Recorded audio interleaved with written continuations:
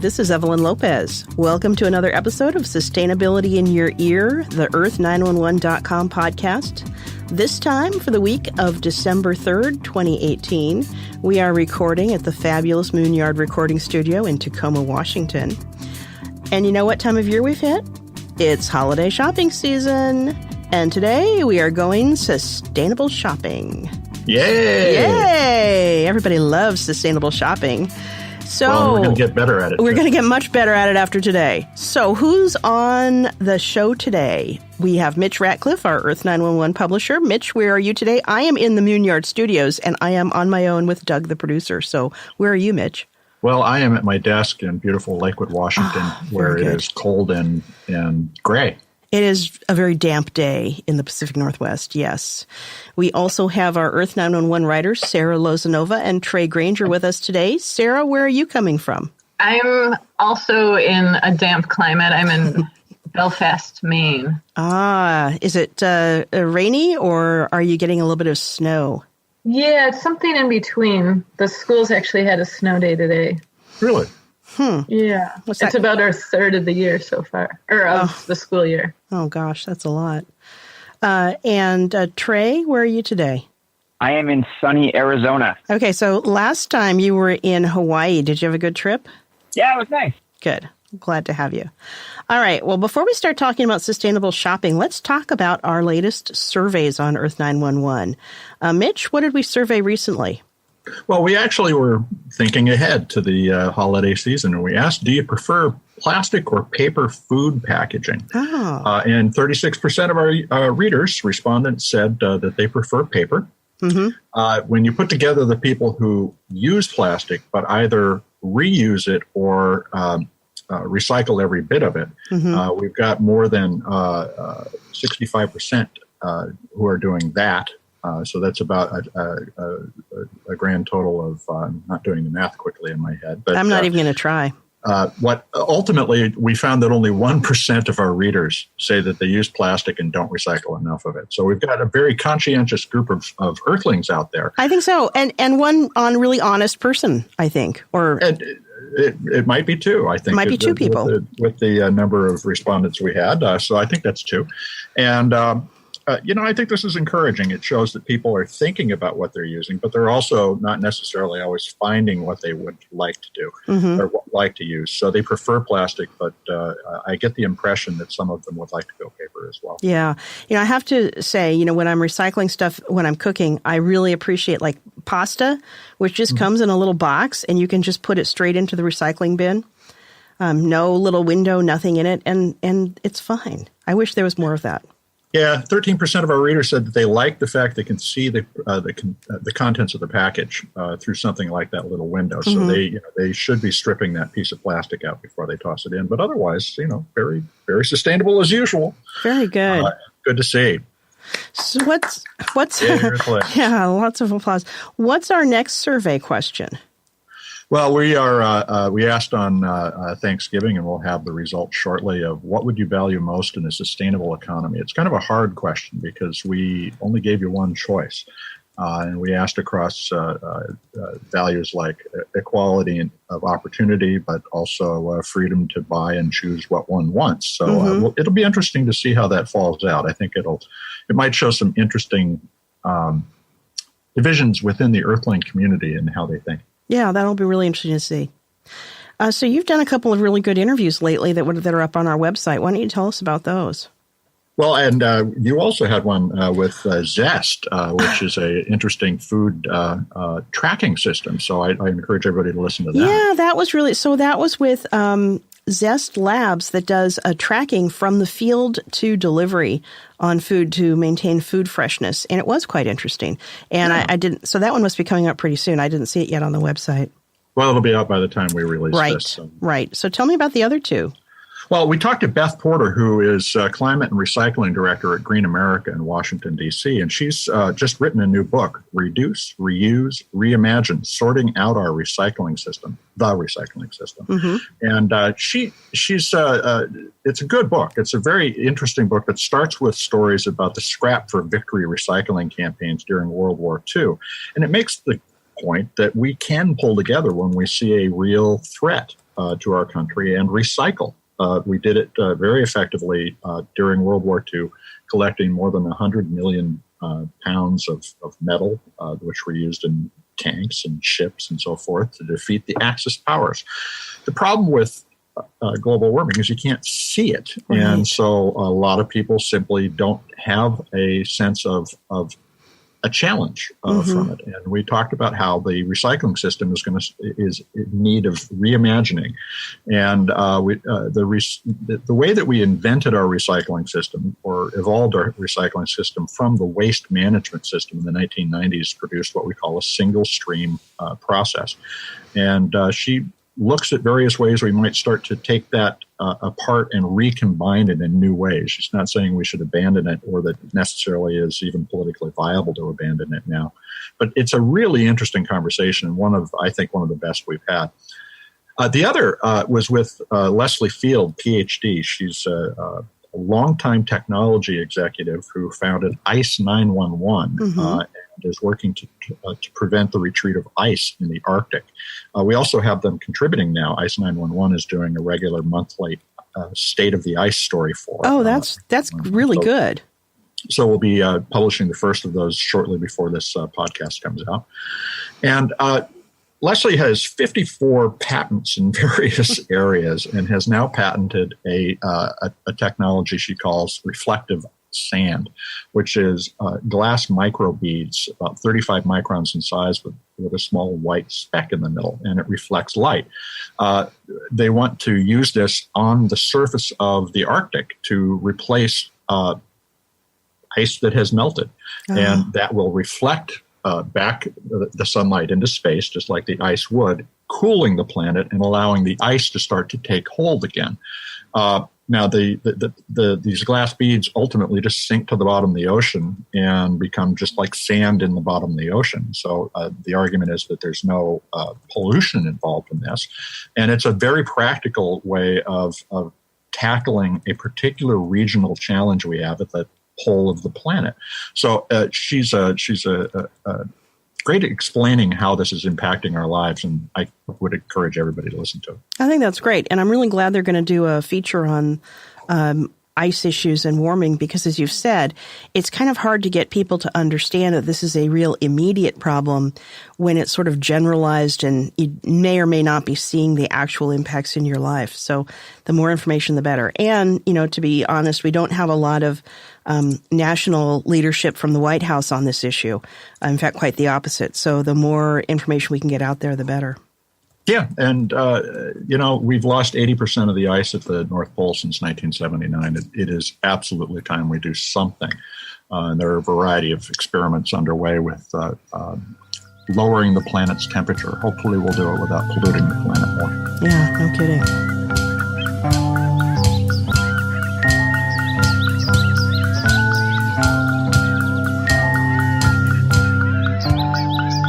Well, let's turn now to our green shopping celebration. So, anything you might be shopping for, we probably have some answers on. And the first might be if you're shopping for a big ticket item. And Sarah, do you want to tell us about electric vehicles? Yeah, there's a few important things to keep in mind when shopping for an electric vehicle. One would be how you're planning to use it. So basically, what kind of electric vehicle range you'll need for it to be a convenient transportation option. Mm-hmm. And slowly the ranges of electric vehicles are increasing. Well, I noticed that. I had friends who got the Nissan Leaf when it first came out, and it did about 70 miles between charges. And at the time I was working in Olympia, and I thought, well, it's about 35 miles from Tacoma to Olympia. I'm not sure I could take that risk of, getting to work and home again without charging up. Yeah, absolutely. And the 2019 Leaf is said to have a range of 150 miles. Wow, okay. So that is a pretty significant improvement. Mm-hmm. And the Chevy Bolt has a range of around 238 miles. I saw that in your story on the website, which I thought was really good. I thought that was really helpful information, especially the comparison chart. Yeah, I think it's nice to be able to see it in that format and to know which vehicles. Of course, the Tesla Model 3 has the highest range of the vehicles that were compared. And that one's kind range, but not necessarily the highest efficiency. Oh, is that right? No, and that's an important distinction because there's miles per kilowatt hour. So basically, how many miles a car can drive from a certain amount of power. And so you're right. It according to Clean Technica calculations, the Hyundai Ioniq was actually the highest. Mm-hmm. And the other thing about this, I wanted to ask, is that you have starting prices ranging from $29,000 up to $69,000 for the new Jaguar, which must be very cool. But do these include or factor in the credits you get when you buy? These don't include the credit, so that is a good distinction to make because there is a tax credit that's available. It's a $7,500 tax credit. Mm-hmm. And for those listeners who aren't familiar with tax credits, they're more valuable than write-offs. It's actually a dollar for dollar reduction in taxes. Yeah, that's pretty attractive. Well, it's at Best Electric Vehicles on the site, and certainly worth checking out. It's interesting, too, to note yesterday, actually, GM announced that they're discontinuing not the Bolt, but the Volt, which was the car that preceded the Chevy Bolt. And so they're moving on and starting to focus on higher efficiency vehicles. And it makes a lot of sense now that the batteries are able to carry the car for a longer range, because the Volt also would use gasoline to generate electricity. Right. But it had a shorter range than the Bolt with a B. So I think it speaks to the technology advances and the range that the Bolt has been able to achieve without any gasoline.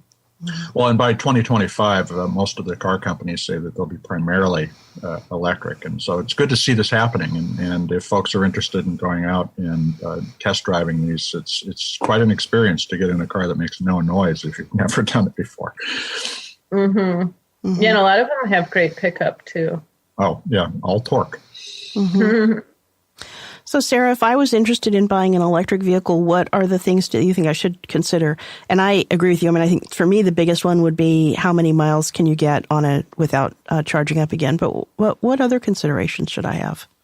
Another thing that I think is important to consider is where your electricity comes from, because some of us are in areas, like, say, Louisiana or Washington or Arkansas, South Carolina, or Kentucky, where there's where the power is a lot cheaper. Mm-hmm. Other people are in more expensive areas where it's going to cost more to charge. Another thing is whether how much of your electricity is coming from fossil fuels, mm-hmm. Be it coal or natural gas, because then there will be more associated emissions with it. Even though the car doesn't give off emissions, it's important to consider the source of the electricity. Right. And then if you are in an area where there is, let's say, a lot of coal in the grid, you could consider also getting a solar system so that you'd be, in essence, charging the electric vehicle from solar energy. Yeah, that's a pretty attractive idea, isn't it? And so you also you did another story for us, getting ready for the holidays, which is 5 green fashion brands. So you could dress sustainably, drive sustainably.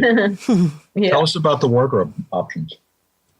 Yeah, and this is a great thing to keep in mind. It's not for your own wardrobe too, but for gifts as well. So I examined some of the clothing companies that are creating some green lines, like the H&M Conscious Collection is one to look into. They feature organic linen, organic cotton, organic silk, and recycled polyester. Another one to consider is Patagonia, and they've really taken a leadership role with sustainability for years. They actually introduced the first polyester fleece jacket from recycled bottles back in 1993. Yeah. But they continue to be very innovative, and they've really embraced, things like organic cotton production for years, paying a living wage. And now even sort of the disposable fashion concept, like they're encouraging people to wear their clothing until it's worn out and to repair or recycle it, things like that. Eileen Fisher is another company. They've set some ambitious sustainability goals for 2020, and they also have strict labor standards as well. Another company to look into is Thought. They're a London-based company, and they use natural, recycled, and organic fabrics in their garments, such as hemp, bamboo, and ethically sourced wool.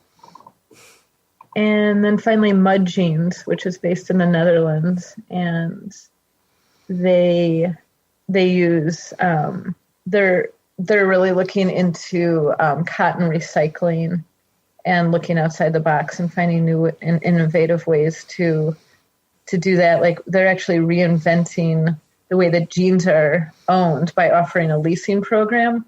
And then when the clothes are returned, they can use those same raw materials again in clothing. Oh, I like that. That's a real recycling thing. That's circular. Mm-hmm.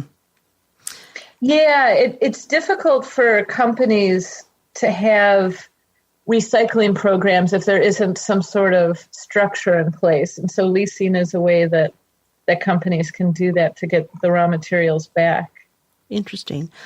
Well, What if someone is looking for something sparkly, some jewelry? Mitch, what about sustainability and ethical issues in jewelry? Well, we've had a couple of interesting interviews with ethical jewelry companies and fair trade jewelry companies in the last few months on sustainability in your ear. And we also have a new article by Gemma Alexander called How to Find Ethical Jewelry, which summarizes a lot of what we found. So what's ethical jewelry? Well, first off, it may or may not be free of social and environmental impacts. There are a variety of organizations seeking to position themselves this way. And what we found so far is that fair trade approaches, which really do provide a complete end-to-end accounting of where something came from, are very rare here in the United States. It's more common, for instance, in the UK and Europe.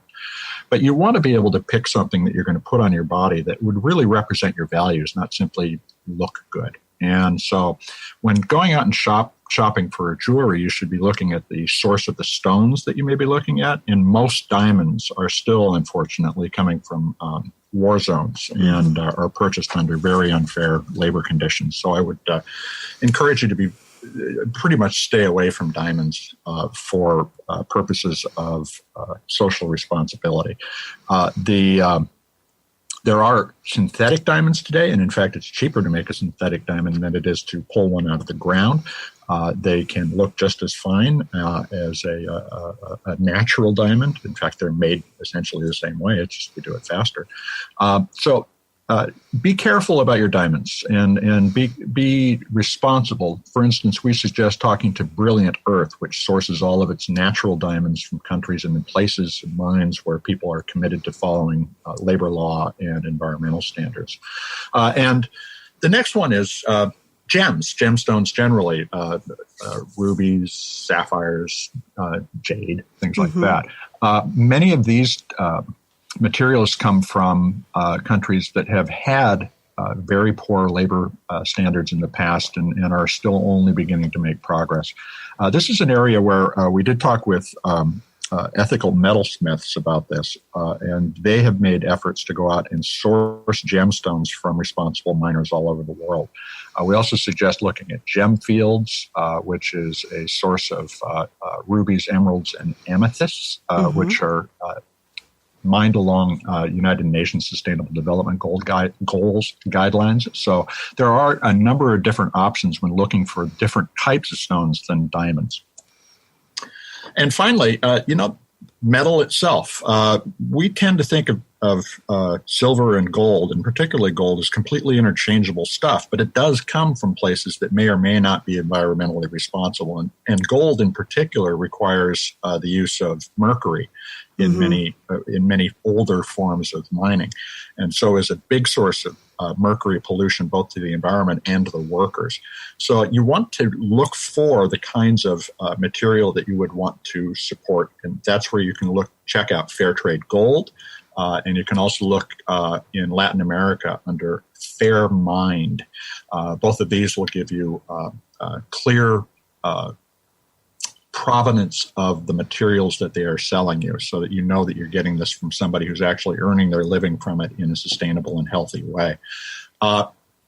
Overall, and we would encourage people to do their own research on this as well, but you can find links to a Human Rights Watch report from 2018 that looked at 13 major jewelry brands, and absolutely none of them fulfilled all the criteria for responsible sourcing. Only Tiffany had made major steps in that direction. So there's a lot to learn about jewelry. It's not something we should take for granted. Good. Those are really excellent tips. Well, what if I'm doing some online shopping? Trey, do you have any guidance on online shopping and whether it's preferable to in-person shopping? Yeah, absolutely. Hopefully a lot of people have already been doing some of their online or some of their shopping in general on Black Friday and Cyber Monday. Right. But for those who are still considering those gifts for the holidays for your family, we actually have compiled some information about which is more green, either going to a store or shopping online. And there are several different factors you want to consider. The first is packaging. And I think a lot of people would assume that if you are buying things online, you're going to produce more packaging, because when you buy it at a store, you're just getting a piece of clothing or a computer. You're not getting a lot of the packaging that you would if it's getting sent to your house. But the thing to keep in mind is when that stuff is sent to a store, it has the same exact packaging that you would get at home. So it really is a push as far as which one produces more packaging waste. The good thing to keep in mind is a lot of these retailers do partner with recycling companies to recycle as much of the material in the store as possible. So if you know you don't have a good recycling program at home, that's something to consider, that the store probably is going to do a better job than you would in getting rid of that waste. The other thing to keep in mind is the resources used in the shopping experience. So for big box stores where a lot of people would shop if they are going to be going out, a lot of times they're trying to go as low price as possible in order to get more shoppers. The problem with that is they might be sourcing from more eco areas that are not going to be focused more on environmental practices. They might be going to more developing nations where there's not as much of a concern, like Mitch said, about mining and those sort of things. So online, you can be very selective. You can find out where your stuff is coming from, and it really does allow you to have more control over what you are buying and how green that product is. And the last one to be aware of is definitely transportation. The Department of Transportation says that shoppers drive an average of 14 miles round trip for a typical outing. Obviously, all of that is eliminated if you shop online. Right. All the trucks do have to come to your house. They're putting a whole bunch of products in the back of that truck, so it negates a lot of the footprint of them delivering packages to your house. So I say, based on what I've seen, it's much more green for people to shop online than to shop in stores. Excellent. Yeah, I think the inventory waste that happens in the stores, particularly the giant stores that we have tended to go to in the past, is really a factor that no one takes into account, and that a lot of that ends up just being landfilled later on. So it's important to do that. The other thing, Trey, what do you think about shopping locally? How should you, if you're going to go out, what's the best way to do it? Yeah, I'm not sure if people are aware, but the Saturday after Thanksgiving, which just passed us, is Small Business Saturday. And so they actually encourage you. I think American Express is the sponsor. They encourage you to shop at local stores instead of going to big box chains. I would definitely encourage it. You can find a lot of still great deals, but it's going to be more local stuff that you can trust that it hasn't been shipped from who knows where, and you're going to get a support the local economy, definitely.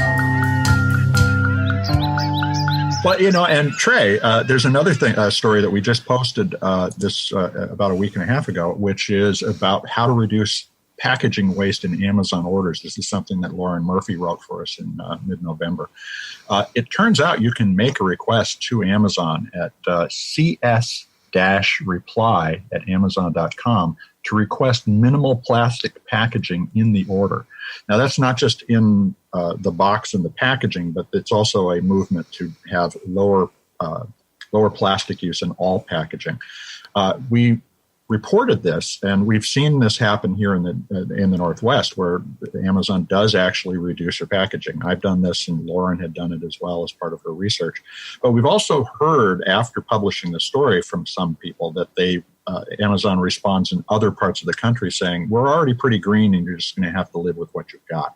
So it appears they're not really done rolling out this low plastic packaging program, but they are certainly soliciting feedback from people. So if you want to make a difference, we have a template that you can use in the article to send us email.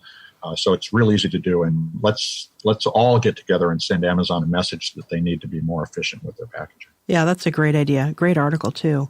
Well, what if you want to use your gift giving to give or get a vacation? Trey, did you have some information on a skiing vacation? Yeah, this is actually a great article that was on the site a couple weeks ago by Gemma Alexander talking about how to be a greener skier. And the one that's definitely relevant for our topic today on green shopping is the idea of if you are buying clothes or ski equipment for your loved ones, there are some great sources you can use to take advantage of that. So there are a few great sustainable gear companies. Protect Our Winters. It's a nonprofit of snow sports enthusiasts that has identified 6 of the most sustainable outerwear brands, something I would encourage people to check out. Yeah. There's also Capita, which is the world's first zero-emissions, 100% hydro-powered snowboard factory in Austria. So that's some great, if you're looking for a new board, something to consider there. And then if you are buying new equipment and you have to get rid of old stuff, recycling is not going to be great as far as resources for these products, but donation is going to be huge. Right. North Face actually has a Close the Loop program, close with CLOTHES instead of CLOSE, that allows them to take in any brand of apparel and footwear for recycling. You can also go to secondhand stores like Goodwill and donate any unneeded ski equipment. That is great. Yeah, that information is really helpful. Well, and similarly, one of the articles that I took a look at is on our website, and it's a departure from stuff. Give the traveler in your life gift experiences. And I think this is a wonderful suggestion. I have to admit, my husband and I, we don't really exchange gifts anymore because we each have a load of stuff, and we are people who buy stuff if we want stuff. So what we do every December is we start talking about, well, what do you want to do for our Christmas gift this year? And sometimes it might be something not very exciting like a household repair, but other times it's usually a trip. This time I think he's going online tomorrow to get tickets to the Rolling Stones when they're down in Los Angeles in May. So Rolling Stone tickets in May. Great Christmas gift. Yes, they're going to be in Seattle also. They're just also down in Los Angeles when we'll be down there. So think about getting experiences. Experiences bring people more happiness and excitement than possessions do. They create those memories that are so important. And some of the article examples are really good. One is consider getting a cooking course. Now, they're talking about this in the context of travel.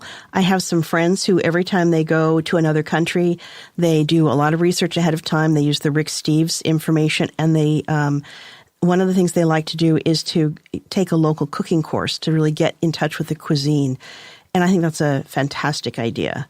There's also a suggestion, get a walking or biking city tour of the place that you're going to, because you'll see the city from an entirely different point of view.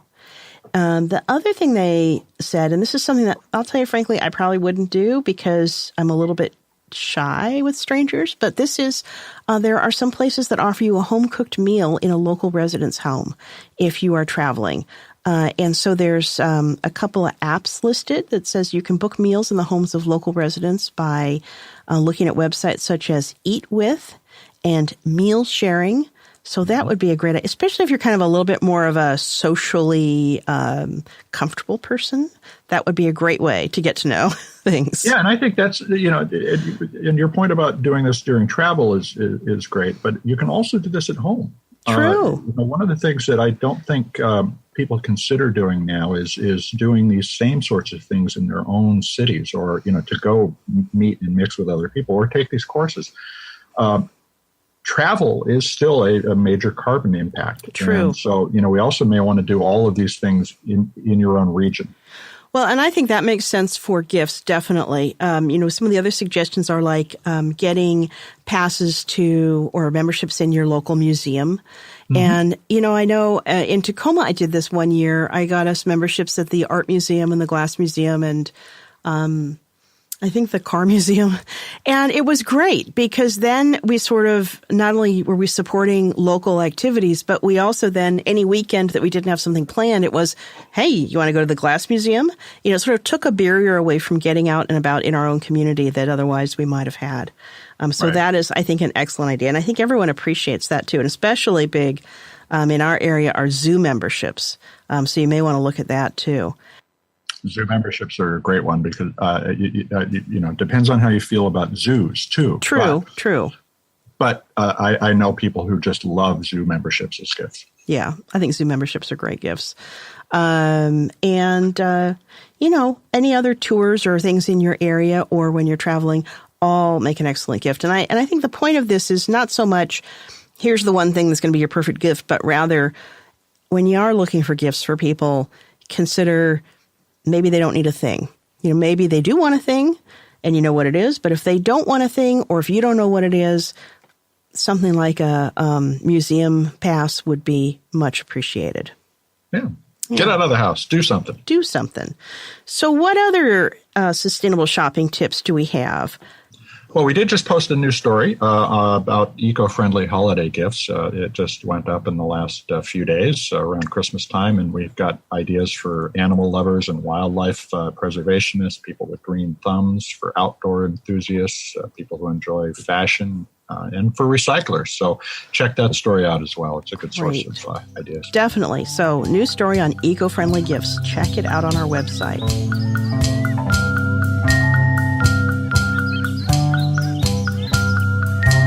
Well, and that brings us to Earthling questions. Yes.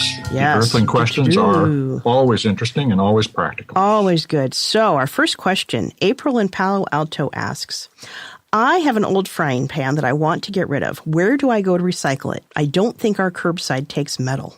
Well, we did a little research for April, and her curbside program does accept metal. But what she didn't tell us is whether that old frying pan was a cast iron pan or whether it was a coated nonstick pan.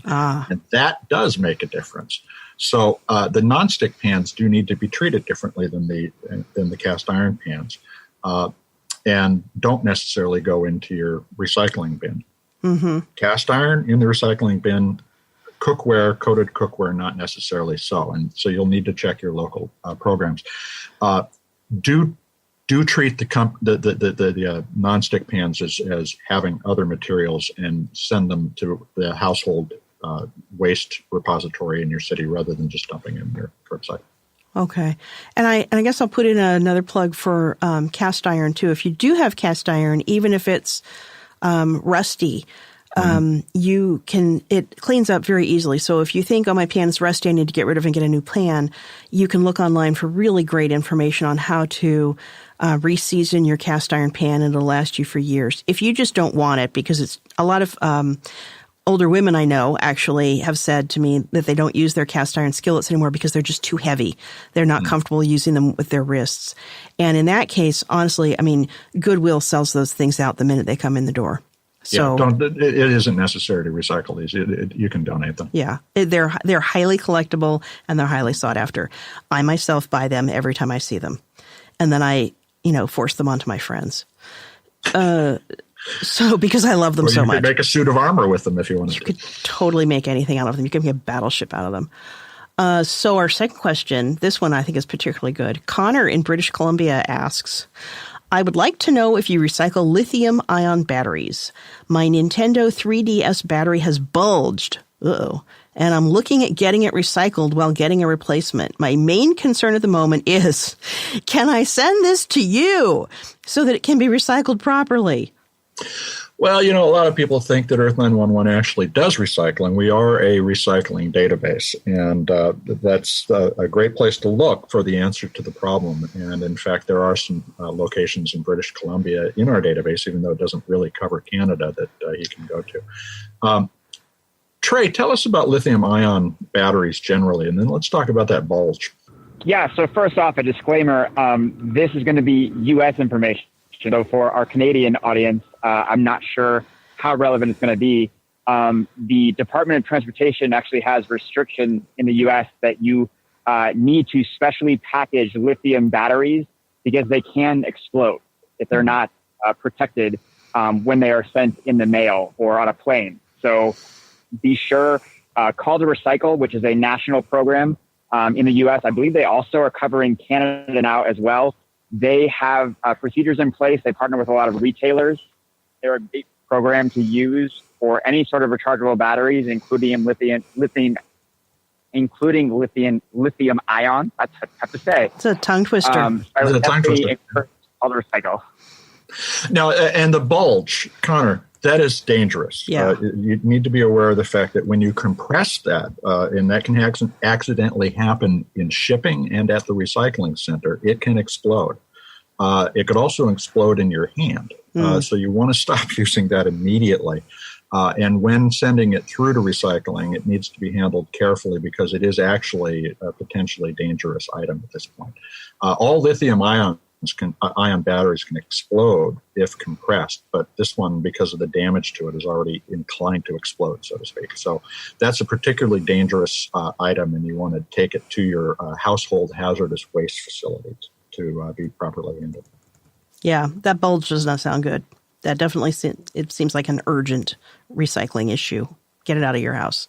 Absolutely. Yeah. So that's the answer to this week's Earthling questions. Wow, excellent questions as always.